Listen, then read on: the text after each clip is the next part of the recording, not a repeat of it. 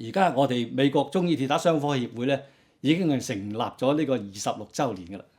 咁我哋有一班嘅鐵打雙科嘅醫師咧，都分配都係響全國各地喺美國啊，咁都有好多嘅地方咧，都有我哋鐵打嘅醫生嚟到為我哋嘅僑胞去服務嘅。咁啊，當然咁啊，呢個過程唔係話一個好容易去實現嘅過程，咁都啲起起落落咗好多次，咁啊，但係呢，我哋都一直係堅守。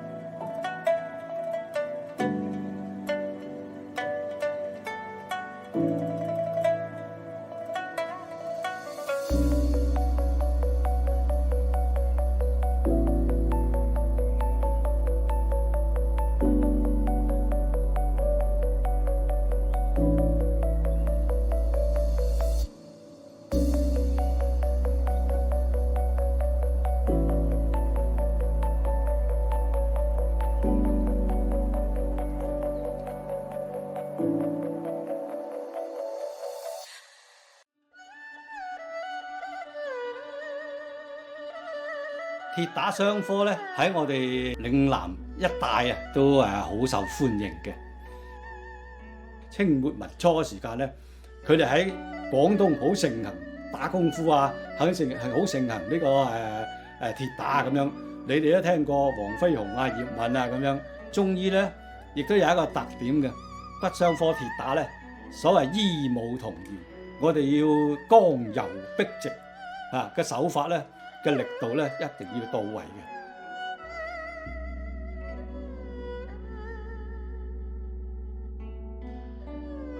尤其係喺我哋美國華工幫助呢個美國修築鐵路嘅時間咧，就已經傳入咗美國。鐵打酒、鐵打油咧係佢哋嘅隨身良藥。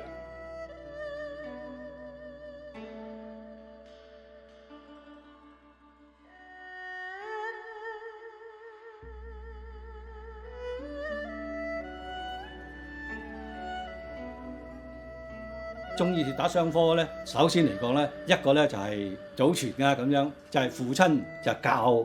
一個咧就係跟師嘅。另一個方面咧，就係喺學院學習。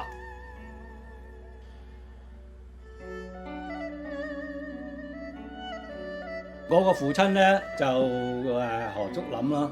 咁我哋由細到大都係跟住我個父親啦，我六兄弟都係做呢行，跟師傅跟我父親啊咁樣把脈啊、開方啊、做呢個手法啊咁樣。咁我嚟到美國咧，開診咧已經係有30幾年啦。我呢個鋪位，大家咧就覺得我哋呢個行業喺美國嚟講啦，要得到發展咧，首先要有一個協會，然後先至能夠令到我哋嘅行業嘅發展。咁啊，我哋三藩市呢就喺1999年呢就我哋一班嘅跌打嘅師傅陳振前啊、何應基、何應華啊、何應行啊、莫子雲啊、雷裕叔啊，佢哋一班人呢成立咗我哋美國中醫跌打雙科協會。喺當時我哋成立呢個會嘅時間咧，非常之轟動。當時巴冷薛將咧同我哋剪彩嘅，國會議員啊、州嘅議員啊，同埋各大嘅社團啊，咁好擁護、好熱鬧，對我哋嘅期望非常之高。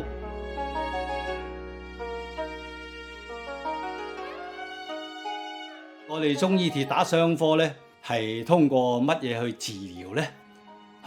我哋中醫嚟講咧，就首先嚟講咧，就係望聞問切、西關正骨啊，你嘅三絕就係一個咧，就係通過手法對病者佢邊個部位損傷根據唔同嘅年齡嘅部位嘅形態咁分析佢哋損傷嘅情形，用手法嚟到糾正骨嘅損傷教啊、筋絡啊，同埋呢個軟組織嘅損傷啊咁樣樣。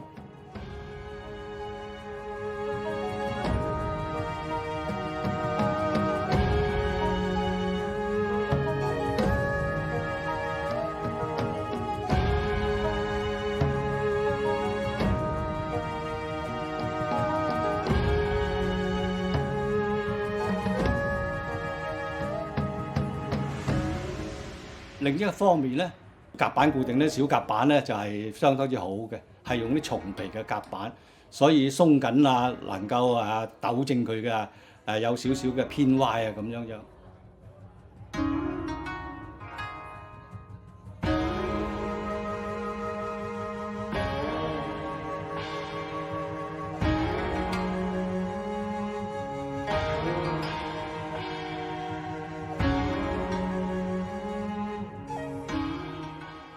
因為我哋跌打損傷咧，就唔係話除咗止痛食幾粒止痛片就可以解決嘅，因為周圍嘅軟組織損傷啊、肌肉損傷啊，通過咗手法啊、按摩啊，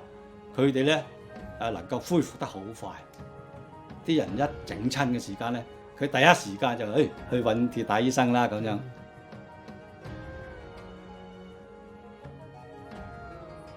有啲好難做嘅動作，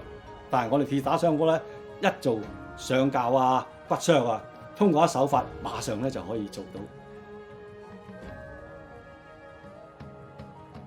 所以好解決好多病者嘅一啲痛苦啊咁樣。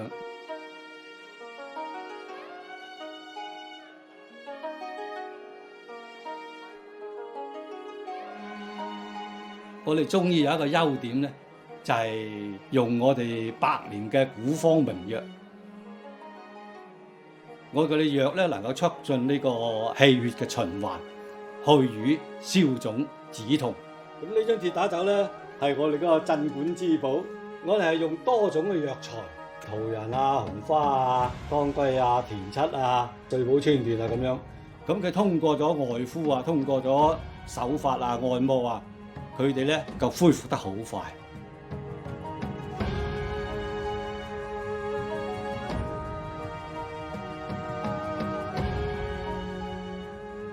即係我哋呢個行業咧比較特殊啲，佢係一個專科行業。我哋全憑咧就係有一技之長。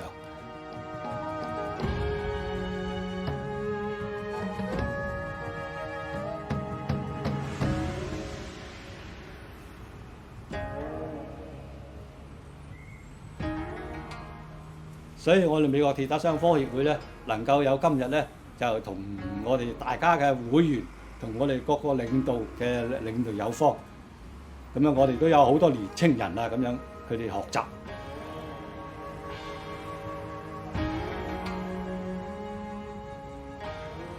呢個係市長布利德喺我哋跌打會25週年嘅時候頒發俾我哋中醫跌打日嘅賀狀嚟嘅。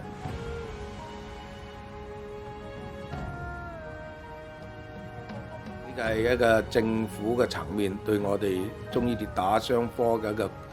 認可同支持。咁我哋嘅協會咧，一路以嚟咧，我哋都係採取將提高學術意義為我哋嘅首要嘅綱領，